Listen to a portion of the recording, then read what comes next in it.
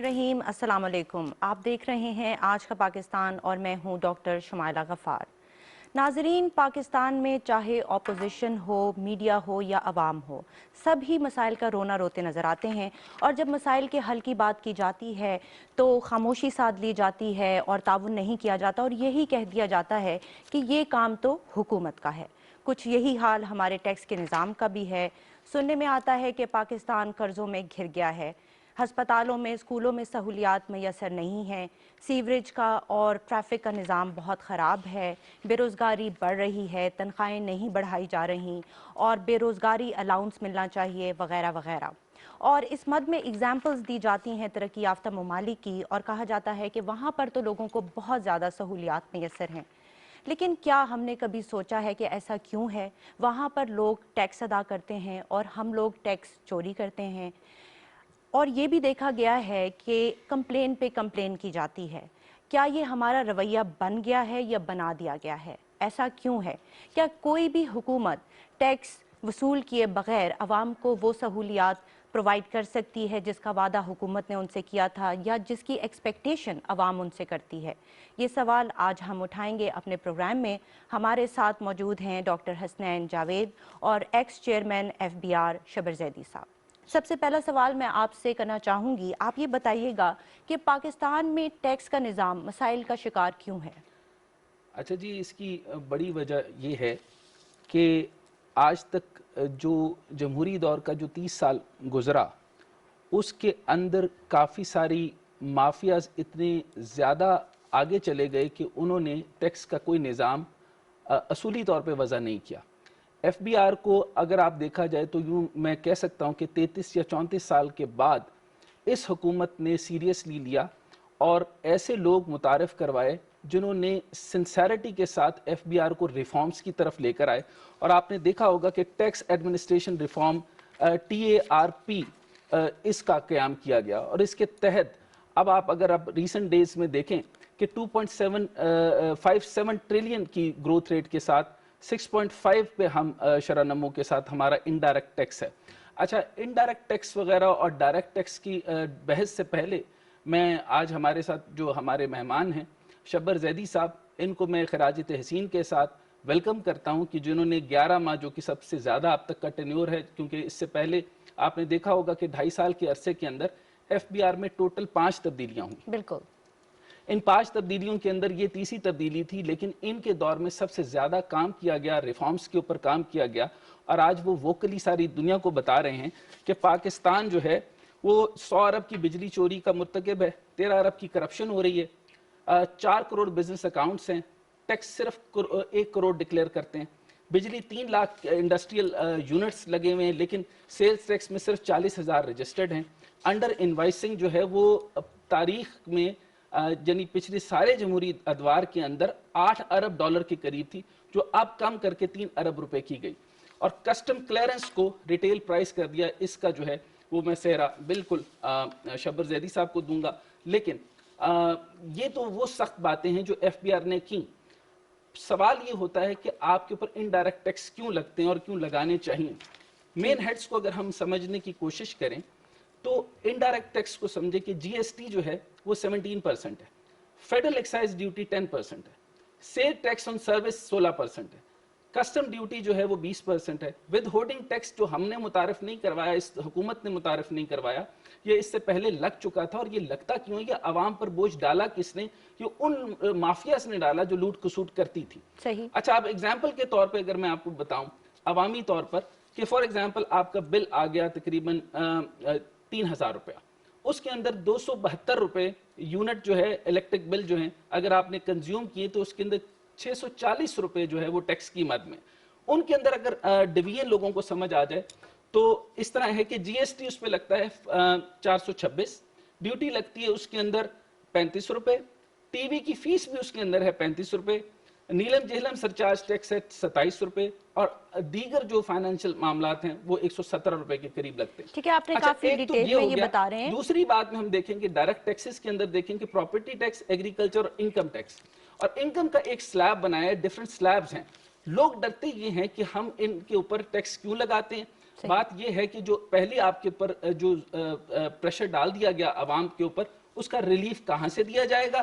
Tax جو دیے گئے ہیں، وزیر اعظم پاکستان نے ابھی ریسنٹ ٹائم کے اندر دوبارہ میٹنگ کال اپ کر لی ہے، اور اب آپ یہ دیکھیں کہ ایف بی آر کے اوپر وہ 5ویں دفعہ، اور یہ ٹیم کی کامیابی ہوتی ہے کہ ہر ٹیم جو ہے وہ ٹیم کی طرح اپنی محنت پوری کرتی ہے اور مافیا کے ساتھ لڑ رہے ہیں اور اتنا بڑا کریک ڈاؤن کر رہے ہیں۔ اب ٹھیک ہے یہاں پر دیکھیں گے جو سلیب کا سسٹم ہے، جو ہم شبر زیدی صاحب سے پوچھیں گے جی کہ لوگ ڈرتے کیوں ہیں؟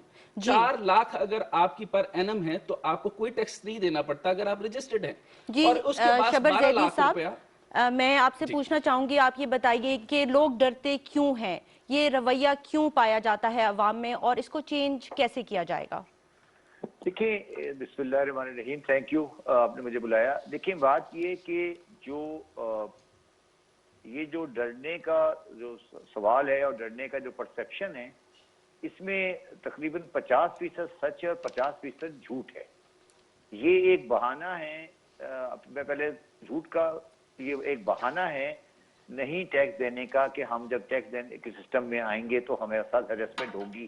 یہ 50% کی حد تک تقریباً بہانہ ہے اور یہ غلط بات ہے۔ جہاں تک سوال ہے کہ جو اس کی حقیقت ہے وہ یہ ہے کہ جو ہمارے آج سسٹم ہے وہ کافی پرسنلائزڈ ہے، اور یہ ہمیں ماننا پڑے گا کہ ہم بیوروکریٹک سسٹم میں کوئی بنیادی تبدیلی پچھلے 50-60 سال میں نہیں کر سکے ہیں۔ تو آپ یہ سوچنا آپ کے لیے غلط ہوگا کہ آپ یہ سمجھیں کہ پولیس میں تو کرپشن ہوگی، ہیلتھ میں کرپشن ہوگی، اور جگہ کرپشن ہوگی، مگر ایف بی آر میں نہیں ہوگی۔ تو جب تک آپ پاکستان کے ایڈمنسٹریٹو معاملات جو ہیں اس کو صحیح نہیں کرتے تو وہ نہیں مسئلہ حل ہوگا ایف بی آر کا بھی۔ تو یہ جو پرسیپشن ہے کہ لوگ ڈرتے ہیں، یہ ٹھیک نہیں ہے۔ جس طرح حسنین صاحب نے کہا، پاکستان میں کچھ مافیا ایسے ہیں جو لوگوں کو پتہ ہے، وہ کچھ مافیا جو ہیں وہ وائٹ کالر مافیا ہیں، جن کے بارے جو پاکستان میں بڑے باعزت مانے جاتے ہیں۔ فار ایگزامپل، آپ سمجھتے ہیں کہ پاکستان میں بینکنگ سیکٹر جو ہے وہ ڈاکومنٹڈ سیکٹر ہے، اور جس طرح حسنین صاحب نے سمجھایا آپ کو کہ بینکنگ کے اندر تقریباً 5 کروڑ میں سے 4 کروڑ اکاؤنٹ ڈکلیئر نہیں ہیں۔ تو وہ جو وائٹ کالر بینکر بیٹھے ہوئے ہیں پاکستان میں، وہ نہیں چاہتے کہ ان کے بینکنگ سسٹم کو ہم ریلیٹ کر سکیں ٹیکسیشن کے ساتھ۔ تو میں چیئرمین ایف بی آر تھا، میں نے بینکوں سے کے بارے میں سے بات کی تھی، اور میں یہ بات کہنے میں مجھے کوئی آڑ نہیں ہے کہ انہوں نے ہم سے اس حد تک کوآپریٹ نہیں کیا جو انہیں کرنا چاہیے تھا۔ یہی حال آپ کے دکانداروں کا ہے، یہی حال آپ کے بجلی کے کنزیومرز کا ہے۔ یہ کوئی خوف نہیں ہے افسران کا، یہ پاکستان کے عوام کا معاشرتی رویہ ہے کہ انہوں نے پاکستان میں ٹیکس نہیں دینا، اور ان کو یہ سکھایا گیا ہے کہ آپ ٹیکس نہیں دیں تو یہ کوئی غلط کام نہیں ہے، اس کا کوئی نقصان، کوئی گناہ نہیں ہے، یہ ایک جائز کام ہے۔ تو یہ کہنا کہ آپ نے پاکستان میں لوگوں کو خوف ہراسمنٹ کی ٹیکس نہیں دیتے، یہ غلط ہے۔ پاکستان کے وائٹ کالر شرفا جو ہیں وہ پاکستان کے لیے زیادہ بڑا مسئلہ ہے ان کے بجائے جو کہ پاکستان کے عام غریب آدمی ہیں۔ ٹھیک، آپ نے کہا کہ 3 ایسے اقدامات ہیں جو کر لیے جائیں تو ٹیکس کے نظام کو آدھے گھنٹے میں ٹھیک کیا جا سکتا ہے، وہ کیا اقدامات ہیں؟ میں نے یہ کہا تھا کہ میں ایک چیز لے کر آیا تھا جس کا نام تھا کہ جب آپ پرچیز کرنے جائیں گے تو آپ اپنا CNIC نمبر دیں گے۔ ٹھیک، یہ کیوں نہیں ہوا ابھی تک؟ اس میں کوئی مجھے یہ بتائے کہ اس میں کسی کو کیا اعتراض ہے؟ پاکستان میں ہر آدمی کے پاس CNIC ہے۔ جب وہ 50,000 سے زیادہ خریداری کرے گا، اگر وہ اپنا CNIC نمبر دے گا تو اس کو کیا پریشانی ہے، مجھے یہ سمجھا دیں۔ اگر آپ صرف یہ والا مسئلہ ختم کر دیں تو پاکستان کا 99% مسئلہ حل ہو جائے گا، اس لیے کہ جو بندہ حرام کی کمائی کرتا ہے وہ آخر میں جا کے کہیں نہ کہیں خرچ تو کرے گا۔ جب وہ خرچ کرے گا تو اس کا آئیڈنٹی کارڈ آئے گا، تو وہ سرکل ہے۔ تو یہ جو اس کے خلاف ریزسٹنس نظر آ رہی ہے آپ کو، یہ ایسے ہی نہیں ہے، یہ اس کے پیچھے پورا ایک سوچ ہے کہ اگر ہم نے یہ جو میں نے کیا تھا، یہ اگر اس کو امپلیمنٹ کر دیا تو یہ پاکستان کی قسمت تبدیل کر دے گا. اور میں آپ کو یہاں بتا دوں کہ یہ چیز CNIC والی ریکوائرمنٹ میں نے انٹروڈیوس کی تھی اور عمران خان نے مجھے اس پہ سپورٹ کیا تھا, اور انہوں نے پبلک کے جو ٹریڈر کے پریشر کے باوجود اس کو وڈرا نہیں کیا. اور میں آپ کو آج بتا رہا ہوں کہ کوئی بندہ پاکستان میں اس کو وڈرا نہیں کر سکتا. وہ پاکستان میں اتنا بڑا قدم ہے. مگر اب وہی والی بات ہے کہ کیا ہماری عوام, کیا آپ, صرف سوال میرا آپ سے یہ ہے میڈم کہ آپ پوچھیں کہ اس کے خلاف ریزسٹنس کون کر رہا ہے؟ صحیح. کنزیومر کر رہا ہے یا دکاندار کر رہا ہے؟ دیکھیں سوال یہ ہے نا کہ اگر آپ جا رہی ہیں پرچیز کرنے کے لیے تو آپ تو نہیں کہ آپ تو آئی ڈی کارڈ دینے کو تیار ہیں. صحیح. دکاندار کیوں ریزسٹ کر رہے ہیں؟ وہ تو پارٹی نہیں ہے. جی مسئلہ تو آپ کا ہے. اس کا مطلب ہے کہ درمیان میں بے ایمان دکاندار ہے, آپ نہیں ہیں. تو وہ دکاندار جو پاکستان میں شٹر پاور لے کے بیٹھے ہوئے ہیں وہ پاکستان کو صحیح نہیں ہونے دے رہے, پہلی بات. دوسرا میں نے یہ کہا تھا کہ آپ پاکستان کی 7-8 میجر انڈسٹری پہ ٹریک اینڈ ٹریس سسٹم لگا دیں. ایگزیکٹلی. اچھا سر, اس میں آپ نے یہاں پہ بھی ایڈ کیا تھا کہ جو ٹوٹل انڈسٹریز رجسٹرڈ ہیں ان کے اندر صرف ایک کمپنی جو پراپر طریقے سے رجسٹرڈ ہونے کے باوجود جو باقی 400 خاندان بڑے خاندان ہیں ان کے جو 4000+ انڈسٹریز ہیں وہ تو رجسٹرڈ ہی نہیں ہیں. یس, میں وہی کہہ رہا ہوں نا, میں یہی کہہ رہا ہوں نا کہ آپ کے پاس 3 لاکھ بجلی اور گیس کے کنیکشنز ہیں. یہ ریکارڈ پر ہے, کوئی اسی پریشانی کی بات نہیں ہے. آپ ان کو بجلی دے رہے ہیں, انڈسٹریل کنیکشن میں بجلی دے رہے ہیں, انہیں گیس دے رہے ہیں, مگر وہ سیل ٹیکس میں رجسٹرڈ نہیں ہے. لا میں لکھا ہوا ہے, قانون میں لکھا ہوا ہے کہ جو سیل ٹیکس کا انڈسٹریل کنزیومر ہوگا, کمرشل کنزیومر ہوگا, وہ سیل ٹیکس میں رجسٹر ہوگا. لا میں لکھا ہوا ہے. ہمارا کاروباری طبقہ اس کو رجسٹر کرانے کو تیار نہیں ہے. تو یہ بیکار کی باتیں ہیں کہ ہیرسمنٹ ہوتی ہے. یہ بنیادی طور پر یہ پاکستان کے کاروباری طبقے کی منافقت اور منافرت ہے. یہاں پر ہم ایک بریک لیں گے اور اپنی گفتگو کو یہیں سے کنٹینیو کریں گے. ناظرین, وقت ہوا ہے ایک بریک کا, ہمارے ساتھ رہیے گا.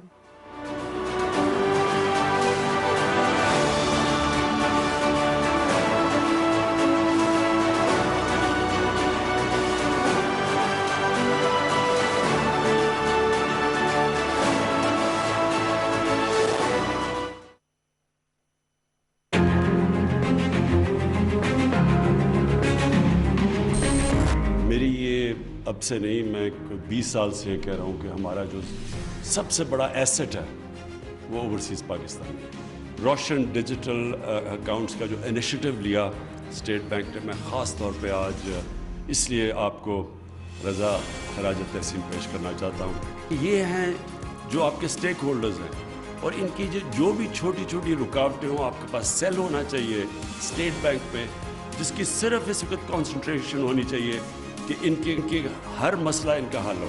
ان کے جتنی آپ آسانی پیدا کریں گے اتنی تیزی سے یہ ہمارے یہ جو اماؤنٹس بڑھیں گے.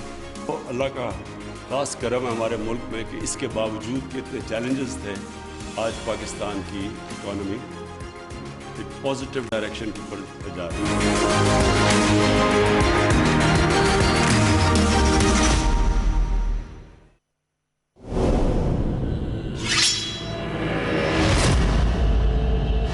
ایک طرف کوپیک, دوسری طرف اورال, اور اب یہ زمیندار بھی. ایسا لگتا ہے پوری دنیا ہمارے خلاف ہو گئی ہے بھائی. جو شخص تباہ کر رہا ہے ہمارا امن, وہ ہمارے درمیان ہی ہے.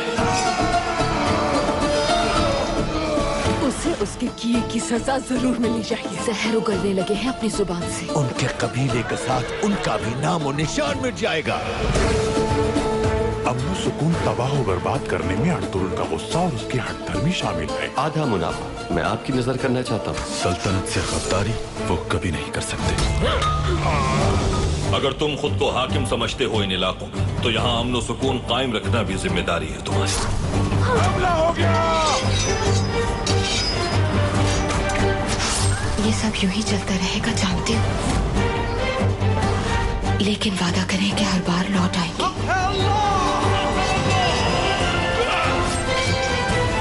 تم اپنے انجام کو پہنچے. اشہد ان لا الہ الا اللہ و اشہد ان محمدن عبدہ و رسولہ.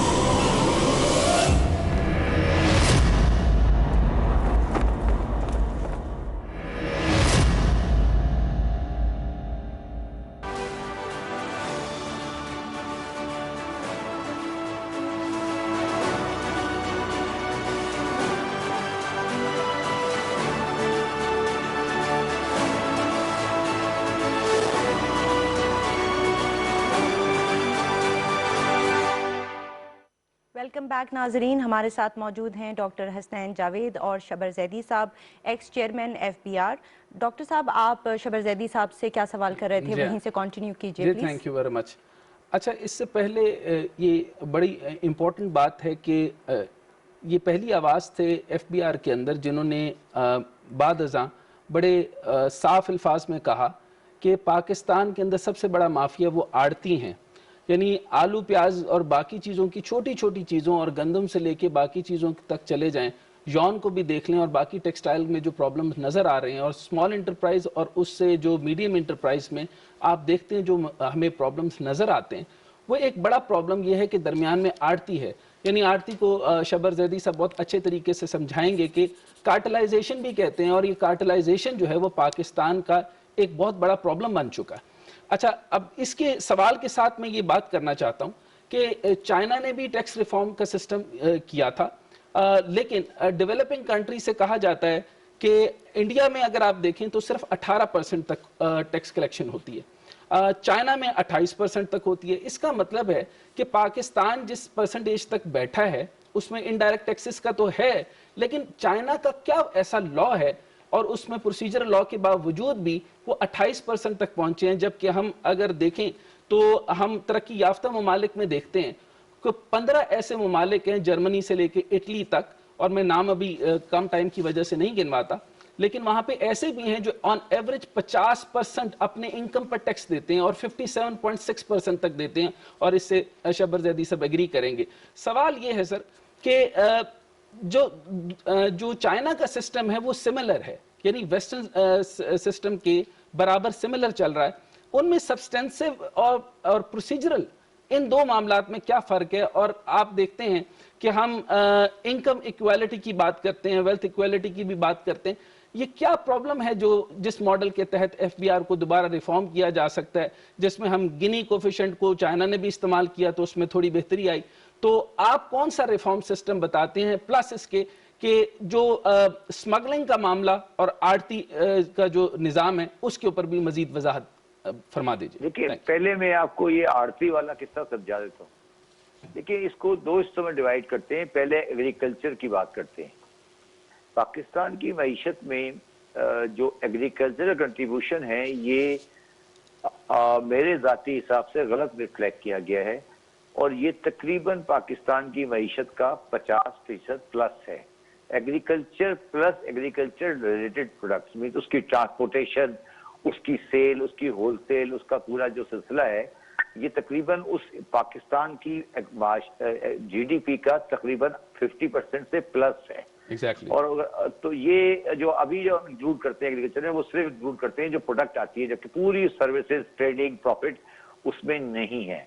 अच्छा, ये 50% की मईशत जो है ये पाकिस्तान के तकरीबन हर किस्म के टैक्स से बालातर है। मतलब कोई इस पे टैक्स की कोई चीज नहीं है, कुछ एक आध चीज कहीं शुगर पे लगा हुआ है या कहीं घी पे लगा हुआ है, बट जनरली ये इकोनॉमी टैक्स से बाहर है। और ये इकोनॉमी जो है पाकिस्तान की एग्रीकल्चर बेस्ड इकोनॉमी या एग्रीकल्चर इकोनॉमी, ये इस वक्त होस्टेज बनी हुई है। आम आदमी ये समझेगा बड़े जमींदारों की, ये गलत है। ये होस्टेज बनी हुई है पाकिस्तान में इनफॉर्मल मनी लैंडरों की, और वही मनी लैंडर आड़ती भी हैं इस कारोबार में। ठीक है। आप इसको इस तरह समझें कि एक आदमी है जिसके पास 1 अरब रुपए है, वो 1 अरब रुपए से जाकर, या कुछ लोग एक मिला के 1 अरब इकट्ठा करते हैं और वो जाकर एक गुजरावाले की या चेकुपुरे की या किसी इलाके की पूरी फसल को बाय कर लेते हैं अप फ्रंट, और बाय करके वो जो काश्तकार है उसको वो पैसे देते हैं, वो पहले पैसे दे देते हैं, सेल से पहले पैसे देते हैं, और उस पर वो 3% माहाना का सूद लेते हैं।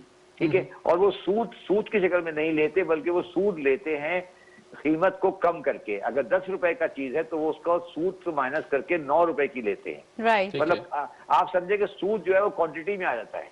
ठीक है, ठीक है, ठीक है। और वो जो उन्होंने 9 रुपए का खरीदा है, उनके पास कैपेसिटी है उसको रखने की, वो उसको लाकर लाहौर शहर में 15 रुपए का बेचते हैं, اور 6 روپے کا جو مارجن ہے وہ ان کا مارجن ہے. تو یہ جو پورا سیکٹر ہے پاکستان کی ہر کموڈیٹی, کوئی بھی کموڈیٹی فوڈ آئٹم کی اٹھا لے, تو کسی قسم کی کموڈیٹی اس سے باہر نہیں ہے, اس میں کوئی نہیں, اس میں کوئی بھی ایسی کموڈیٹی نہیں ہے. کنفائنلی سر ہم یہ کہہ سکتے ہیں کہ یہ جو اگر فار ایگزامپل جیسے کہا جا رہا ہے کہ کریک ڈاؤن, شدید کریک ڈاؤن. ایک سیکنڈ میری بات سنیں. اچھا, یہ جو پیسے آتے ہیں نا اس کے لیے, یہ ایک پول ہوتا ہے, اور اس پول میں جتنی بھی ہماری کرپشن کی منی ہے وہ سب آ جاتی ہے. اچھا جی, جو کرپشن کی منی ہے وہ اس کا پول بنتا ہے. سمجھ, آپ یہ سمجھیے کہ ایک بہت بڑا غیر سرکاری انفارمل بینک ہے جس کے پاس اربوں روپے ہیں, اور وہ انٹرسٹ پر ایگریکلچرسٹ کو دے رہا ہے, اور وہی آدمی بازار میں چیز بیچ رہا ہے. یہ ہے پاکستان کی معیشت. اور افسوس کی بات یہ ہے کہ جو پاکستان کی اصلی معیشت ہے اس کو پاکستان میں کوئی سمجھنے کو تیار نہیں ہے. ہم G D P, inflation rate, dollar, یہ وہ, آلو کی قیمت میں ڈالر کا کوئی تعلق نہیں ہے, ٹماٹر میں ڈالر کا کوئی تعلق نہیں ہے. یہ سارا مافیا ہے جو کہ کرپشن منی سے پل رہا ہے, اور ہمارے ہاں معاشرتی طور پر ان کو ایکسپوز کرنے والا کوئی نہیں ہے. میرے علاوہ آپ نے کبھی پاکستان میں کسی کو اس طرح کی اکنامکس سے بات کرتے نہیں دیکھا ہوگا. اسی لیے میں نے آپ کے آمد کے اوپر میں نے آپ کو خراج تحسین پیش کرتے ہوئے یہ عرض کی تھی کہ بہت اچھے طریقے سے آپ نے 11 ماہ کا ٹینیور گزارا اور عوام کا چہرہ بھی دکھایا. جو وزیر اعظم پاکستان کیونکہ ابھی ایک مکمل کریک ڈاؤن کی صورت میں ان کے اوپر آئے ہوئے ہیں, اور مافیاز ان سے کافی حد تک نالا ہیں, اور یہ پی ڈی ایم بھی اس کی ایک بڑی کڑی ہے. مجھے یہ بتائیے کہ جس طریقے سے یہ کریک ڈاؤن کیا گیا اور 29 ارب روپے حاصل کیے گئے جو اسمگلنگ کے سامان کے اوپر, پھر آگے مجھے یہ بتائیے کہ یہ جو 20,000 جو دولت مند لوگوں سے فائلر اور کرپٹ ٹیکس جو وصولی تھی, یعنی 24 افسران, یہ کیا آپ کے ٹینیور میں تھے جن کے خلاف اچھی خاصی کارروائی بھی کی گئی؟ اور پھر مجھے یہ بھی بتائیے کہ جو ای اپیل سسٹم ہے اس کا کیا یہ جو توڑ ہے, یہ جو عوام کی طرف سے آپ نے بتایا کہ یہ آڑتی وہی عوام ہے, ابھی تو ہم اس اسمگلنگ کے معاملات کو ڈسکس نہیں کر رہے, لیکن یہ جو آڑتی اور ہر کموڈیٹی میں بیٹھا ہوا ہے جس کے اوپر آپ نے بھی ڈسکس کیا کہ پولٹری اور میٹ کے اور فوڈ آئٹمز کے اوپر تو سرے سے ٹیکس لگ ہی نہیں رہا. فائلر ہونے کی تو بڑی دور کی بات ہے, یعنی لاکھوں لوگوں میں سے جو بزنسز ہیں ان میں سے ہزاروں تو بڑی دور سینکڑوں میں بھی نہیں ہے جو فائلرز ہیں. اس کے علاوہ یہ بتائیں کہ جو فاسٹ نظام, جو سیلز ٹیکس اور ان کے اوپر جو ای اپیل سسٹم ہے, اس کا کیا فرق پڑے گا؟ دیکھیں میری بات سنیں, جو حسین صاحب جو آپ ای اور فائلنگ کی بات کر رہے ہیں اور اپیل کی بات کر رہے ہیں, یہ تو بہت بات کی باتیں ہیں نا جی. یہ تو ابھی تو ہم بنیادی طور پہ یہ آپ نے بڑا صحیح بات کی, ابھی تو وہ سسٹم میں ہی نہیں ہے. فائلر نان فائلر تو بات کی بات ہے نا جی. دیکھیں میری ایک بات کو سمجھیں جو آلریڈی اکنامکس کی نہیں ہے, بلکہ یہ آپ سمجھیں اس طرح ٹیکس کی نہیں ہے, یہ اکنامکس کی ہے. 1990 سے لے کر 2018 تک پاکستان مافیاز کے لیے اوپن ملک تھا. اس ملک کو چلایا گیا تھا ایک کچھ مافیاز کو پروٹیکٹ کرنے کے لیے, ٹھیک ہے, اور انہوں نے اسی کا حصہ فورن کرنسی اکاؤنٹ ہے, اسی کا حصہ حوالہ ہے, اسی کا حصہ یہ آرٹیزم ہے, اسی کا اس کا کارٹلائزیشن ہے, اسی کا حصہ یہ سیٹوں کی خرید و فروخت ہے سینٹ میں, اور یہ انفارمل اکانومی سارا اس کا حصہ ہو گیا, یہ پورا اس کا حصہ ہے. اب یہ جنگ بہت بڑی جنگ ہے. تو اس کا مطلب سر یہ عوام بھی نہیں چاہتی کہ ڈاکومنٹڈ اکانومی ہو, انفارمل اکانومی. میں نے پرائم منسٹر کو سے یہ بات کی ہے کہ پہلے آپ سسٹم کو لوگوں کو بتائیں. عوام پاکستان کی 98% عوام بہت مخلص, بہت شریف, بہت تمیزدار لوگ ہیں, مگر ان بیچاروں کو یہ بات پتہ ہی نہیں ہے کہ یہ جو آلو وہ خرید رہا ہے 10 روپے کلو, اس میں سے 8 روپے کلو تو مارجن ہے. وہ تو یہ سمجھ رہا ہے کہ 10 روپے کلو آلو 12 روپے ہو گیا ہے, عمران خان کی گورنمنٹ خراب ہے, آلو 12 روپے ہو گیا. بالکل مہنگائی کی کمپلین کی جا رہی ہے جی. تو یہ جو ہے نا, میں نے تو بار بار میں پرائم منسٹر کو یہی میسج دے رہا ہوں کہ بھائی آپ آ کے پہلے یہ بتائیں کہ بھائی یہ ہوا کیا ہے. اور آپ نے ابھی پرائم منسٹر کی کال اتفاق سے جب میں آپ کی لائن پہ تھا تو اس پرائم منسٹر نے 2 بڑے کام کر دیے میرے کہنے پر, جو انہوں نے ایک مارکیٹ کمیٹیز کو توڑ دیا ہے, پتا ہوگا آپ کو شاید. जो मार्केट कमेटी होती है ना एग्रीकल्चर प्रोडक्ट्स की, जी हाँ। वो तोड़ दिए हैं क्योंकि वो सारा जाली काम के लिए हिस्सेदार बने हुए हैं। ठीक है। ठीक है। दूसरा जो प्राइम मिनिस्टर ने बयान दिया है, शायद आपने सुना होगा, उन्होंने कहा है कि पाकिस्तान में महंगाई की 50% वजह मिडल मैन है। तो वो जो बात हम पहले धक्के छुपे करते थे या हम नहीं कर रहे थे, मैंने और प्राइम मिनिस्टर ने ये फैसला किया है कि हम उसको अब बिल्कुल पब्लिकली बताएंगे कि किस्सा है क्या, ये महंगाई और ये इन्फ्लेशन और ये पैसा और ये कैश ये कहाँ से आ रहा है, ये किसका है। एग्जैक्टली। क्योंकि आम आदमी तो मर रहा है ना जी, आम आदमी को तो नहीं मिल रहा। वो जो जब वो फल खरीदने जाता है, जब वो आटा खरीदता है, जब वो चीनी खरीदता है, तो वो सारा वो ये समझता है कि कोई इसके अंदर कोई गवर्नमेंट की एरर हो गई। गवर्नमेंट की अपनी पॉलिसी की एरर होती हैं, मगर बुनियादी तौर पर पाकिस्तान के माशरे को इस एग्रीकल्चर, इस कैश और करप्शन माफिया के चीज ने होस्टेज बना दिया है। आज हम इनके समझ लें, इनके होस्टेज बने हुए हैं, हमें जकड़ लिया गया है। आप मुझे बताएं कि पाकिस्तान में कितनी पोल्ट्री खर्च होती है पंजाब में या फिर लाहौर में। आप मुझे बताएं पोल्ट्री के कारोबार पर कभी 1 पैसा टैक्स आया? और इसमें आपने मजीद ऐड भी किया था कि आपके पाकिस्तान में सिल्क की पैदावार तो है नहीं, सिल्क कहाँ से आ रही है, और इसमें बाकी जो इलेक्ट्रॉनिक्स का जो माल है वो कहाँ से आ रहा है। जापान के ऊपर जो टैक्स लगता है वो 57 पॉइंट समथिंग लग रहा है जो इंडस्ट्रियलिस्ट हैं, लेकिन यहाँ पर आने के लिए कोरिया का सारा माल, जापान का सारा माल हमारे मुख्तलिफ जरायों से आ रहा है कि, और इनके पीछे भी ये वही लोग हैं। देखिए, 2 बातें हैं। ये तो हमें मानना पड़ेगा कि हमारा स्मगलिंग में अगर बॉर्डर में प्रॉब्लम है तो ये हमारी गवर्नमेंट की नालायकी है, इसको हमें इससे। मगर ये मेरा सवाल मैंने कराची चैम्बर में भी पहले किया था कि यार ये मुझे बताओ कि स्मगलिंग तो गलत चीज है, ठीक है, उसको हम रोक रहे हैं, रोकने की कोशिश करेंगे, मगर क्या स्मगलिंग की चीज बेचना जायज है? ये दुकानदार जो कपड़ा बेच रहे हैं स्मगलिंग का, तो ये किस तरह बेच रहे हैं? इनका क्या मॉरल वैल्यू, इनका क्या सिस्टम है? स्मगलिंग तो अच्छी चीज नहीं है, मैं मान रहा हूं, मगर स्मगलिंग का कारोबार करना कहां से अच्छी चीज हो गई? अच्छा सर, इसमें तो गवर्नमेंट को शाबाश देनी चाहिए कि देखें 8 लाख नोटिस भेजे गए, अब तकरीबन 1 लाख तकरीबन 75,000 मजीद नोटिस भिजवाए जा रहे हैं।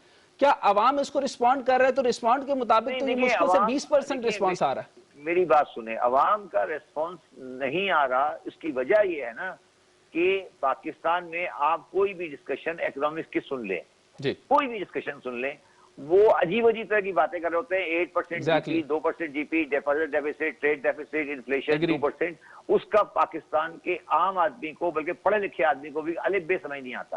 और वो ये कहानियां पिछले 50 साल से सुन रहा है। तो इसका मतलब रिस्पॉन्स नहीं आ रहा उस तरह? नहीं, पाकिस्तान में इकोनॉमिक कम्युनिकेशन खराब रही है, आज भी खराब है। हमें लोग ये नहीं पता कि आलू, प्याज, चीनी, दाल, अमरूद जो आम आदमी का खाना है, वो आदमी का जो है वो उसमें किसका मार्जिन है, किसका पैसा है, किसका खाना लगा हुआ है। हम उन्हीं को लोगों को जाके वोट दे देते हैं, उन्हीं के लिए जूस निकालते हैं, जिसके पता लगता है कि वो महंगाई की बुनियाद वजह वही लोग हैं। तो ये एक बड़ा लंबा सिलसिला है, मगर मेरा कहना तो वही है कि आप इसको कम्युनिकेशन को इम्प्रूव करें अपनी। अच्छा, ये तो इसका मतलब है कि ये ई अपील सिस्टम तो बाद में आएगा, उसकी तरसीलात का निज़ाम बाद में आएगा, लेकिन एक और बात भी है कि ये देखें जो इनइक्वालिटी और वेल्थ इक्वालिटी जो जैसे आपको मैं इकोनॉमिक टर्म में बता रहा हूँ कि गिनी कोफिशिएंट लगा भी दें तो हमारे 0 चाहिए होता है, लेकिन उसका इसके ऊपर अभी इतलाक नहीं हो रहा। लेकिन इसके ऊपर मुझे फरमाइएगा कि NFC अवार्ड के बाद सूबों को इख्तियारात दे दिए गए, पंजाब को 51.7 दे दिया गया, सिंध को 24.55 दे दिया गया, KPK को 14.62 दे दिया गया, बलूचिस्तान को 9.9 दे दिया गया। इनको डिवीजन देने के बाद भी फेडरल का काम तो आपको रेगुलरिटी अथॉरिटी को बनाना है। सूबों ने क्या काम किया इन मामलात में कि जो मामलात थे जिसके अंदर टैक्स कलेक्शन और टैक्स नेट को और टैक्स बेस को, जिसको आपने बहुत शानदार काम किया और आपके ऊपर काफी लोग यकीनी तौर के ऊपर काफी गर्म हुए थे और बिजनेस कम्युनिटी आपके काफी हद तक खिलाफ हो गई। 50,000 से ज्यादा जब जाने लगे तो आपने कहा NIC कार्ड दिखाकर आगे ट्रांजैक्शंस करें, आपने ई ट्रांजैक्शन सिस्टम किया, आपने कहा कार्ड से दें आपको 11% ऑफ मिलेगा, उन्होंने कहा हम गरीब मुल्क हैं, हम तो कैश के साथ पेमेंट करते हैं। ये सारे मामलात के बाद और आपने देखा है कि प्रोविंशियल गवर्नमेंट और फेडरल के ऊपर सारा का सारा क्या, वजीर आजम पाकिस्तान तो एक डायरेक्ट इनिशिएटिव लिया, वजीर आजम पाकिस्तान का ये इनिशिएटिव अच्छा नहीं है कि वो आपको लाए, और आज आप पूरी दुनिया और आज पूरी अवाम जो कि PDM को भी वोट दे रही है, उन सबको सामने उन्होंने ایک قسم کا ایک ننگا سچ بولا کہ آپ دیکھیں کہ یہ ساری کی ساری مافیاز کہاں تک پہنچی ہوئی ہیں، اس کا جواب کون دے گا؟ یہ NFC ایوارڈ کے بارے میں بتائیے گا کہ اس سے FBR سے ہمارا کیا کنیکٹیوٹی ہے؟ دیکھیں بات یہ کہ ہمارے ہاں جو یہ جو NFC ایوارڈ ہے نا، ہماری جو سسٹم ہے ڈسٹریبیوشن آف ریونیو کا بٹوین پروونسز اینڈ فیڈریشن، یہ ہمیں اب دوبارہ سوچنا پڑے گا کہ یہ صوبے جو ہیں وہ تو کی مشین ہے، مطلب ان کو آپ 57% دے دیں وہ صرف خرچ کرتے ہیں اور خرچ بھی صحیح نہیں کرتے. ان کے پاس بے شمار ٹیکسز ہیں، فار ایگزامپل ان کے پاس لینڈ پراپرٹی ٹیکسز ہیں، ان کے پاس ایگریکلچر انکم ٹیکس ہے، وہ وہاں سے کچھ کلیکٹ نہیں کرتے. تو انہوں نے پورا سسٹم یہ بنایا ہوا ہے کہ وہ یہاں سے پیسے فیڈرل گورنمنٹ سے پیسے لیتے ہیں اور وہ ایکسپینڈیچر کرتے ہیں. ان کو وہ اپنا کوئی جنریشن یا اس کی یوٹیلٹی کو ان کا سبجیکٹ ہی نہیں ہے. تو میں NFC کی مخالفت نہیں کر رہا کہ NFC کو ختم کر دیا جائے، مگر میرا یہ کہنا ہے کہ اب آپ کو یہ دیکھنا پڑے گا کہ جو ہم 54% آف دی فیڈرل ریونیو کو دے رہے ہیں، تو اس میں یہ کنڈیشن دی گئی تھی اس وقت جب یہ دیا گیا تھا کہ آپ جو پروونسز ہیں وہ اپنی ریونیو جنریشن کریں گے. اچھا وہ آپ کو کہانی سنا دیں گے انہوں نے ریونیو جنریشن کی ہے، وہ ریونیو جنریشن نہیں ہے، بلکہ وہ فیڈرل ایکسائز ڈیوٹی جو لگی ہوئی تھی بینک اور انشورنس پر اس کو ادھر شفٹ کیا گیا ہے، بس اور کچھ نہیں ہے. انہوں نے اپنی کلیکشن کچھ بھی نہیں کی ہے. آپ نے حکومت کو مشورہ دیا ہے کہ 5000 کے نوٹ کو ختم کر دیا جائے اور معیشت کو بہتر کرنے کا واحد حل آپ نے اس کو قرار دیا ہے، تو یہ کیسے پاسبل ہوگا؟ اور اس پہ میں ایڈ آن یہ کرنا چاہوں گا کہ 5000 کے نوٹ سے اگر اس کو سٹاپ کر دیا جاتا ہے تو کیا فوائد حاصل ہوں گے؟ یہ ٹیکنیکل ٹرمز میں بھی بتائیے اور پھر عوام کے لیے بھی بتائیے. دیکھیں میں دو باتیں بڑی کلیئر کر دوں. ایک ہوتا ہے ڈی مونیٹائزیشن، اس کا مطلب ہوتا ہے کہ وہ نوٹ کی کوئی ویلیو نہیں رہ گئی. ایک ہوتا ہے کہ آپ اس کو اوور دا ٹائم ایکسچینج کر لیں. انڈیا نے ڈی مونیٹائزیشن کی تھی، میں ڈی مونیٹائزیشن نہیں کہہ رہا، میں یہ کہہ رہا ہوں کہ 5000 کا note over the period of time 6 مہینے میں بند کر دیا جائے آہستہ آہستہ. اس کی وجہ یہ دو وجوہات ہیں اس کی. پہلی وجہ تو یہ ہے کہ پاکستان جو نوٹ کی جو ویلیو ہوتی ہے، نوٹ کی جو میکسیمم کوانٹٹی ہوتی ہے، وہ اگر نوٹ جو ہوتا ہے یہ بیئرڈ سیکورٹی ہوتی ہے، مطلب یہ کسی کے اس کا نام نہیں ہوتا، جس کے ہاتھ میں اس کا نوٹ ہوتا ہے. تو اگر آپ جتنا بڑا سائز کا نوٹ رکھیں گے اتنی کرپشن بڑھتی جاتی ہے، کیونکہ اگر آپ کو کرپشن کرنی ہے تو آپ کو 2 نوٹ میں 10,000 کی کرپشن ہو جاتی ہے. تو اس لیے ایک دنیا کا قانون ہے کہ بیئرڈ سیکورٹیز کم سے کم کی جائیں. اسی لیے ہم نے پرائز بانڈ اور 25,000 کا اور 40,000 کا بند کر دیا تھا. اور 5,000 کا نوٹ بھی ہم اسی لیے کہہ رہے ہیں کیونکہ 5,000 کا نوٹ جو ہے وہ ایک بیئرڈ سیکورٹی ہے اور وہ اس کو بند ہونا چاہیے. اچھا اب آپ کو میں بتاتا ہوں کہ جو اس وقت کرنسی ان سرکولیشن ہے اس میں تقریباً جو بڑا اماؤنٹ پڑا ہوا ہے، جو لوگوں کے پاس لاکرز میں پڑا ہوا ہے، جو انہوں نے کرنسی کا منی سیو کر کے رکھا ہے، وہ اس میں سے تقریباً 30% جو اسٹورڈ ہے وہ 5,000 کا نوٹ ہے. ایگزیکٹلی ٹھیک ہے. اچھا تیسری بات اس میں یہ ہے کہ دیکھیں جو نوٹ کی کیا قیمت ہوگی وہ ایک سائنٹیفک فارمولا ہوتا ہے. اس کی بنیاد ہوتی ہے اس کنٹری کا پر کیپیٹا انکم. ایگزیکٹلی. تو پر کیپیٹا انکم کے حساب سے پاکستان کا جو پر کیپیٹا انکم ہے اس کا نوٹ کی حیثیت 36 ٹائم پہ نوٹ ہے ہمارا. اور امریکہ میں اس کی ویلیو 630 ہے اور امریکہ میں اور انگلینڈ میں 500 ہے. ٹھیک ہے. تو نوٹ کی ویلیو جو ہوتی ہے وہ ڈیپینڈ اس پہ نہیں کرتی کسی کو ڈینومینیشن کیا ہے، ویلیو اس پہ ڈیپینڈ کرتی ہے کہ اس کی value in terms of purchasing power کیا ہے. اگر آپ بڑے نوٹ ایشو کرنے شروع کر دیں گے تو الٹیمیٹلی آپ کی روپے کی ویلیو ختم ہو جائے گی. آپ کو میں صرف اس کی مثال کے لیے بتا رہا ہوں. اس میں ایک اور بات بھی یاد رکھیں، 2016 میں پاکستان کی سینٹ کی ریزولوشن ہے کہ 5,000 کا نوٹ بند کر دیا جائے. ٹھیک ہے. سینٹ نے اپروو پاس کیا تھا. ٹھیک ہے، یہ ہر ایک کی ریکمنڈیشن ہے. اچھا اس میں جو مذاق کی بات ہے، مطلب مذاق ہی کہتا ہوں میں اس کو، جب یہ 5,000 کا نوٹ شروع ہوا تھا 2006 میں، تو جو اس میں سرکولر ایشو ہوا تھا اس میں لکھا تھا کہ ہم نوٹ اس لیے ایشو کر رہے ہیں کہ ہماری پرنٹنگ کاسٹ بچے گی. جی thank you so much sir for your time. Thank you. Great of you. Thank you. ناظرین یہاں پر وقت ہوا ہے ایک بریک کا، ہمارے ساتھ رہیے گا.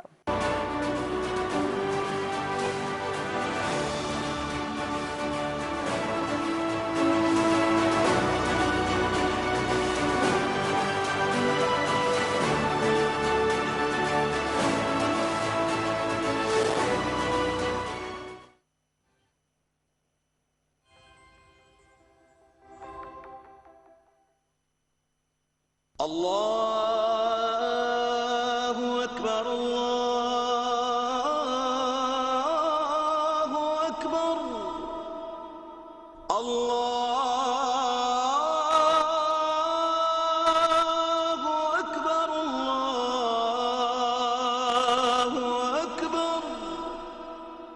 أشهد أن لا إله إلا الله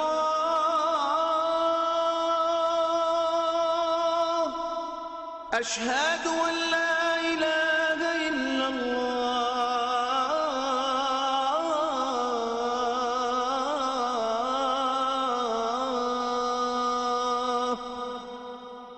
أشهد أن محمدا رسول الله أشهد أن محمدا رسول الله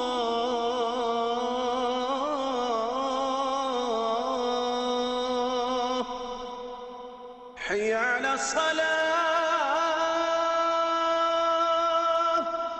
حي على الصلاة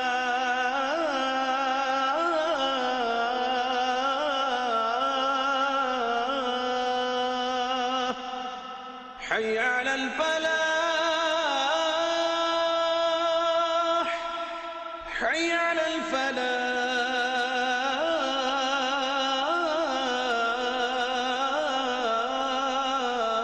الفلاح الله أكبر الله أكبر لا إله إلا الله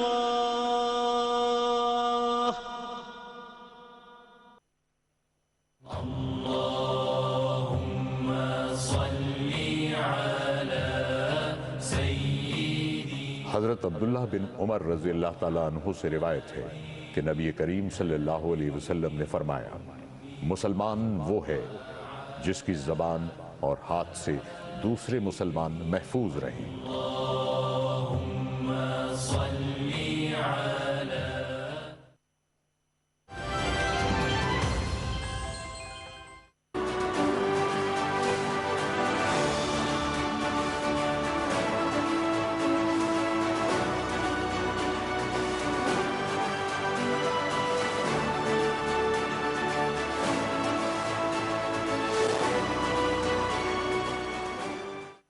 ویلکم بیک ناظرین. ڈاکٹر صاحب شبر زیدی صاحب کے ساتھ ہماری گفتگو بہت اچھی رہی. آپ ذرا اس کو کنکلوڈ کیجئے گا اور بتائیے گا کہ حکومت نے وہ کیا ریفارمز کی ہیں جس سے تبدیلی آ رہی ہے اور چینجز ایکسپیکٹڈ ہیں. سب سے بڑی بات تو یہ ہے کہ یہ ایک لفظ میں بولا کرتا ہوں اکثر کہ prime minister Imran Khan political maverick بننے جا رہے ہیں. وہ جس طریقے سے اور ان کی ٹیم بھی اسی طریقے سے اور اسی طرز کے اوپر چلتی جا رہی ہے. سب سے بڑی بات یہ کہ انہوں نے ڈاکومنٹڈ اکانومی کا آغاز کر دیا. انہوں نے کارٹلز اور مافیا کے خلاف اچھا خاصا سخت اقدام اٹھائے. آپ نے دیکھا ہوگا کہ انفارمل معیشت جو پاکستان کی بن چکی ہے وہ 50% سے زیادہ ہے اور شبر زیدی صاحب نے کہا شاید تقریباً لگ بھگ 80% کے قریب بھی ہم انفارمل اکانومی پہ جا رہے ہیں. اگر آپ یہاں دیکھیں کہ ہر جگہ کارٹلائزیشن، مافیا، منوپلی، اولیگوپلی یہ ساری آپ دیکھتے جا رہے ہیں. اس کے ساتھ آپ کو یہ دیکھنا ہوگا اس کے باوجود بھی آپ انڈائریکٹ ٹیکسز کی مد کے اندر بھی کلیکٹ کر رہے ہیں اور عوام کو یہ سمجھنا ہوگا کہ ان کے اوپر جو یہ ٹیکس لگ رہے ہیں یہ پچھلے دور کی سارے معاملات.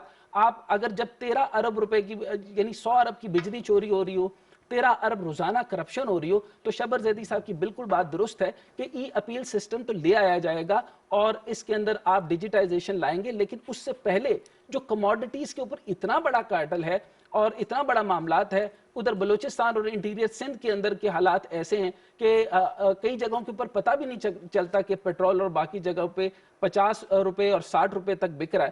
تو ان حالات کے اندر آپ دیکھیں کہ ایف بی آر کی پرفارمنس بہت حد تک بہتر ہو گئی ہے. عوام کو یہ پتہ ہونا چاہیے کہ ان کی ہیلتھ، انفراسٹرکچر اور ایجوکیشن جب تک لو ٹیکس کلیکشن رہے گی آپ کی نہ صحت بہتر ہوگی، نہ آپ کا انفراسٹرکچر یعنی روڈ انفراسٹرکچر بلڈنگ بنے گی، نہ آپ کی ایجوکیشن یعنی تعلیم معیاری ہوگی. اگر یہاں تک یہ ٹیکسیشن پروسیس صحیح نہ بنا اور عوام نے ان کا ساتھ نہ دیا، اور کچھ لوگ جو ہیں وہ عوام جو ہے وہ جانتی ہے اور کچھ نہیں جانتی، ان کو جانتے بوجھتے ہوئے ان لوگوں کو بھی قائل کرنا پڑے گا کہ وہ فائلرز بنیں، سیلز ٹیکس کی طرف آئیں. اور یہ جو سمگلنگ ہے پاکستان کو لے ڈوبے گی. اس سے بہتر ہے کہ آپ پرائم منسٹر نے جو اس وقت دوبارہ سے ایک میٹنگ کال اپ کی ہے، آپ دیکھیں گے کہ ڈاکومنٹڈ اکانومی اور فارمل اکانومی کے اوپر ایک یعنی یوں سمجھ لیں کہ یہ جہاد کی صورت بن گئی ہے. اس سے بڑی جہاد کی صورت اور کیا ہوگی کہ آپ کے پاس 5 لوگ اب تک آپ نے ریفارمز کے معاملے کے اندر وہ آتے گئے اور پیچھے ہوتے گئے اور انہوں نے کہا اس سے بہتر کوئی شخص آ جائے, اس سے بہتر کوئی شخص آ جائے. 45 مضبوط افسران کے خلاف زبردست ان کا کریک ڈاؤن کیا گیا اور ان سے پوچھا گیا کہ آپ نے یہ معاملات اس کے اندر کیا. دو طرح کے پرابلمز ہیں, ہمیں انٹرنل پرابلمز بھی ہیں اور ایکسٹرنل پرابلمز بھی ہیں, اور ہمیں بڑے لوگ تو ہیں یہ 400 خاندان سے لے کر ان بڑے خاندانوں کی کارٹلائزیشن چھوڑیے. ان کی اب لسٹ مانگ لی گئی ہے, ایف بی آر نے LTOs کو 2 ہفتے کا ٹائم دیا ہے. جمہوری نظام کے جو معاملات کے اندر آپ دیکھیں پارٹیوں سے منسلک ہونے کی وجوہات یہ ہوتی ہیں. ایک تو بڑے خاندان ہو گئے, جس طرح شبر زیدی صاحب نے کہا کہ صرف اور صرف جاگیردار نہیں ہیں, یہ بڑے انڈسٹریلسٹ نہیں ہیں, لیکن ان سے منسلک وہ چھوٹے چھوٹے لوگ بھی جو کہ سپلائی چین کے اندر مختلف جگہوں کے اوپر ہوتے ہیں, وہ اپنی افیلیشنز, حکومتی افیلیشنز کی وجہ سے بھی بہت فائدے اٹھاتے ہیں. تو یوں کل بنا کر کے کوئی بھی بزنس مین یہ نہیں چاہتا کہ وہ سیلز ٹیکس دے اور مختلف ٹیکسز پے کرے. تو مناسب بات یہ ہے کہ ہم ڈائریکٹ ٹیکسز کی طرف آئیں. جو میں نے پہلے بھی کہا کہ اگر آپ 12 لاکھ روپے بھی کماتے ہیں اس پر صرف آپ نے 2000 روپے دینا ہے. تو اب کارروائی کی جائے گی بڑے لوگوں کے خلاف, یہ میں خبر دیتا چلوں اور یہ میں آپ کو بتاتا چلوں کہ جیسے شبر زیدی صاحب نے ایک جہادی کام کیا ہے اور وہ ساروں کو کھل کر بتا رہے ہیں کہ کیا پرابلمز ہیں اور میں کیوں چلا گیا.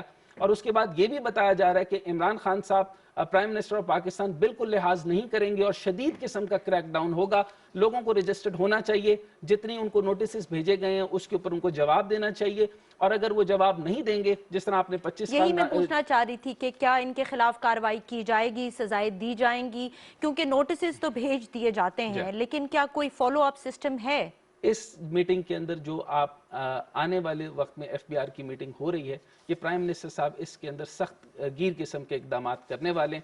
ٹھیک ہے, آپ یہ بتائیے کہ اگر کوئی ٹیکس پیئر جو ہے وہ فیک ریٹرنز فائل کرتا ہے تو اس کو کیسے چیک کیا جائے گا؟ اچھا, اس طرح کا معاملہ یہ ہوا کہ جیسے آپ نے جی ایگزیکٹلی جو 20% میں نے آپ کو بتایا کہ اتنا رسپانس ہوا ہے, شبر زیدی صاحب نے کہا اس سے بھی کم ہوا, لیکن اب آپ یہ دیکھیں کہ جنہوں نے ریسپانس کیا بھی تو میکسیمم فیک کیا.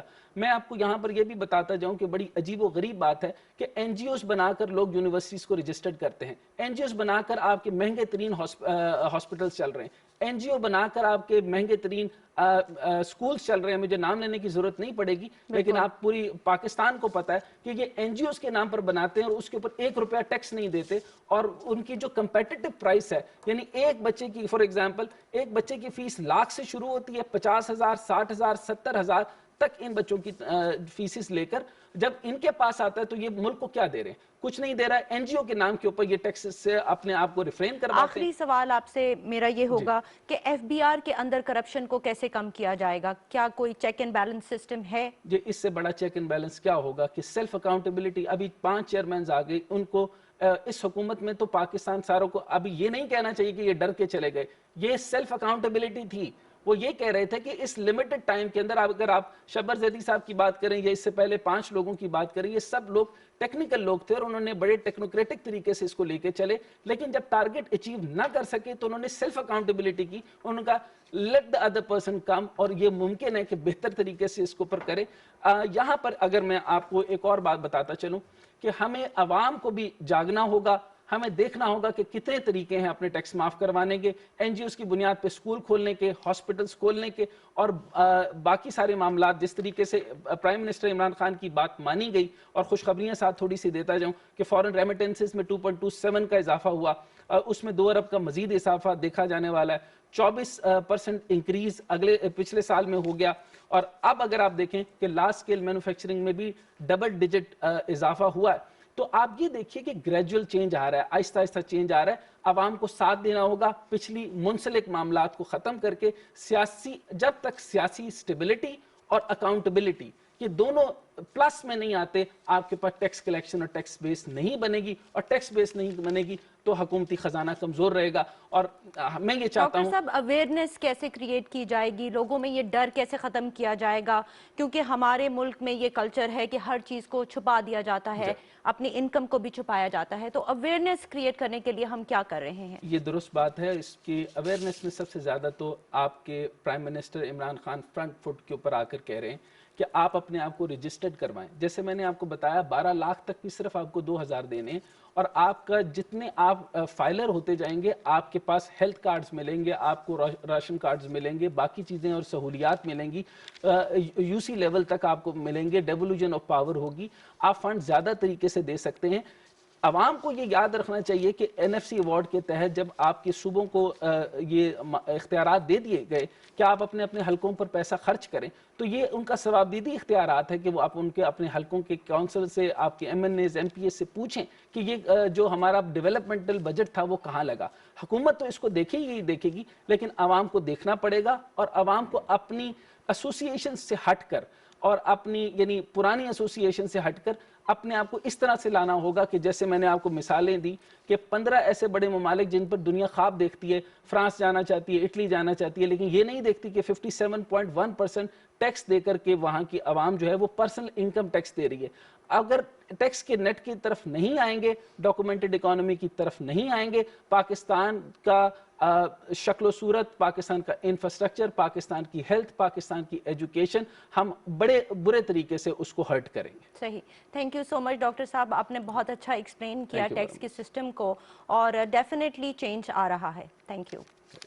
ناظرین, آج کے پروگرام میں ہم نے جائزہ لیا کہ ٹیکس کے نظام میں خرابیاں کہاں پر ہیں, ماضی میں اس کو کس طرح سے نگلیکٹ کیا گیا, موجودہ حکومت وہ کیا چینجز لا رہی ہے جس سے بہتری آئے گی, کچھ آ چکی ہے, کچھ آ رہی ہے. ہمیں بطور شہری ذمہ داری کا ثبوت دینا ہوگا, اپنے آپ کو ٹیکس فائلر بنانا ہوگا, اپنی انکم کو شو کرنا ہوگا, اور اگر ہم لوگ ٹیکسز ادا کریں گے تو ہمارا پورا کلچر اور سسٹم چینج ہو جائے گا. حکومت کے پاس اتنے پیسے ہوں گے کہ قرضے بھی ادا ہو سکیں اور سہولیات بھی میسر کی جا سکیں, اور یہ ٹیکس پے کرنے سے ہی پاسبل ہوگا, چاہے کوئی بڑا مل اونر ہو یا چھوٹے سے چھوٹا دکاندار. ہمیں ایک ذمہ دار شہری کی طرح ٹیکسز ادا کرنے چاہیے. میں اپنے پروگرام کا اختتام اس شعر پر کرنا چاہوں گی: جسے بھی دیکھیے یہی گلا, وطن سے یہ نہیں ملا, وطن سے وہ نہیں ملا, کوئی نہیں جو یہ کہے وطن کو تم نے کیا دیا, وطن کو میں نے کیا دیا. Thank you.